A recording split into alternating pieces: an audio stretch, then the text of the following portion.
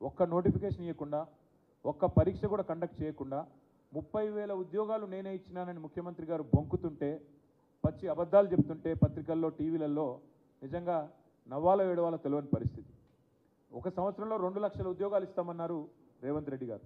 సంవత్సరంలోనే గెలిచిన మొదటి సంవత్సరంలోనే 2 లక్షల ఉద్యోగ నియామకాలు పూర్తి చేస్తామని చెప్పి మాట ఇచ్చి గెలిచి వచ్చింది రేవంత్ రెడ్డి ప్రభుత్వం.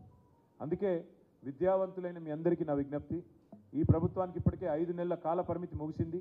ఇంకా 6 నెలల్లో 2 లక్షల ఉద్యోగాలు భర్తీ చేయాలి. మరి 2 లక్షల ఉద్యోగాలు భర్తీ కావాలి అంటే ప్రశ్నించే గొంతు ఉండాలి, ప్రశ్నించే పార్టీ ఉండాలి, ప్రజలకు న్యాయం జరగాలి, విద్యావంతులకు న్యాయం జరగాలంటే ప్రశ్నించే రాకేష్ రెడ్డి లాంటి ఉత్సాహవంతుడైన యువకుడు శాసన మండలికి రావాలి.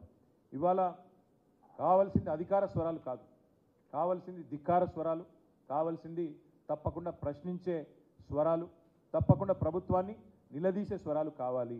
అందుకే శాసన మండలిలో ఒక యువకుడు ఉత్సాహవంతుడు డెఫినెట్గా మీ అందరికీ కూడా రేపటి రోజున మేలు చేయగలిగే విద్యావంతుల తరపున మరి ఒక బ్లాక్ మెయిలర్ని ఎన్నుకుంటే రేపటి రోజున జరిగేది ఏంటంటే మళ్ళీ ఆయన ఎప్పటికప్పుడు పార్టీలు మార్చడమే కాకుండా ఎప్పటికప్పుడు మీడియాను అడ్డం పెట్టుకొని బ్లాక్మెయిల్ చేసే ఒక వ్యక్తి అవతల వైపు కాంగ్రెస్ పార్టీ నుంచి పోటీ చేస్తూ ఉన్నాడు.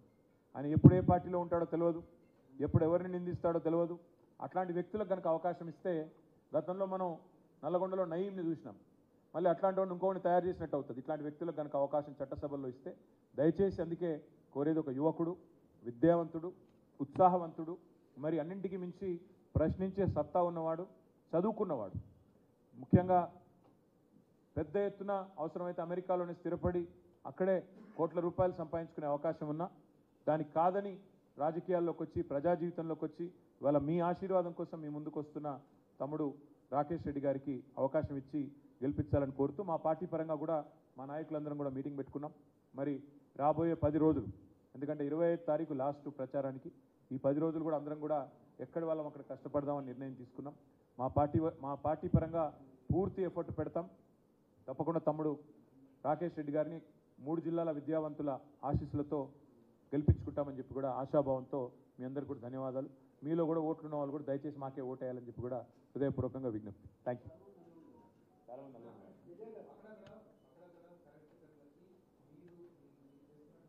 ఏంటది కరెక్ట్ కట్ట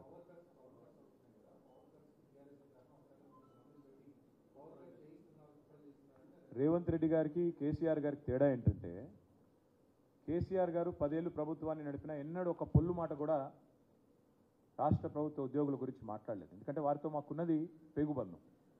ఉద్యమంలో కలిసి పనిచేసిన వాళ్ళం రాష్ట్ర ప్రభుత్వ ఉద్యోగులతో. సకల జనుల సమ్మె చేసిన, పెన్ డౌన్ చేసిన, సింగరేణిలో స్తంభింపజేసిన, ఆర్టీసీ చక్రం తిరగకుండా ఆపిన ఉద్యోగులతో మా పార్టీకి ఉండేది పేగుబంధం.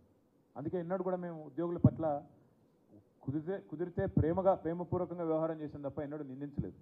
ఇవాళ రేవంత్ రెడ్డి తన అసమర్థతను, తన ప్రభుత్వ చాతగాంతనాన్ని కప్పిపుచ్చుకోవడానికి విద్యుత్ సంస్థ ఉద్యోగులు నిందిస్తూ ఉన్నాడు. మరి విద్యుత్ సంస్థ ఉద్యోగులు కూడా ఆలోచించాలి. మీరేమో అహోరాత్రులు కష్టపడతా ఉన్నారు. రాష్ట్రంలో విద్యుత్ వ్యవస్థను కేసీఆర్ గారు 7,700 మెగావాట్ల నుంచి జగదీష్ రెడ్డి గారి ఆనాడు మంత్రిగా ఉన్నప్పుడు 7,700 మెగావాట్ల నుండి ఇవాళ దాదాపు కొత్తగా దామెరచెర్లలో యాదాద్రి ఏదైతే ఇప్పుడు కమిషన్ అయిందో 1,600 మెగావాట్లు, దాంతో కలుపుకుంటే దాదాపు 20,000 మెగావాట్లు దాటిపోయినట్టుంది. దాదాపు 20,000 మెగావాట్లకు చేరుకున్నది.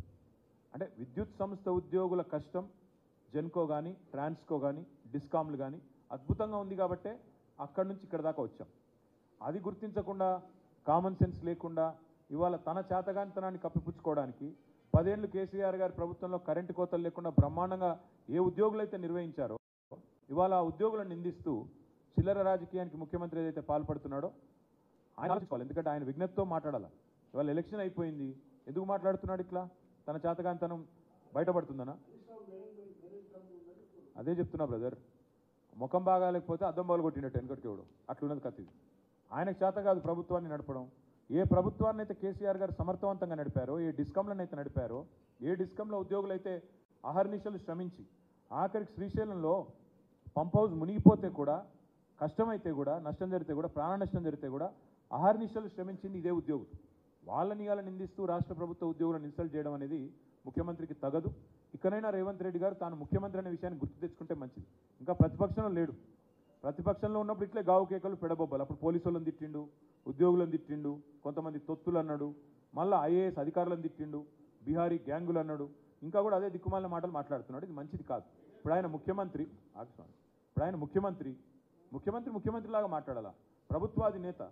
ప్రభుత్వాధినేత తన కింద పనిచేసే వాళ్ళు తానే నమ్మకపోతే, తన పరిధిలో పనిచేసే ప్రభుత్వ ఉద్యోగులను తానే నమ్మకపోతే, ప్రభుత్వ ఉద్యోగులను తాను గుర్తించకపోతే దారుణం. నిన్న నారాయణ ఖేడ్లో నేను చూస్తూ ఉంటాను, నిన్న నారాయణ ఖేడ్లో టీచర్ల మీద లాఠీ చార్జ్ చేస్తారండి.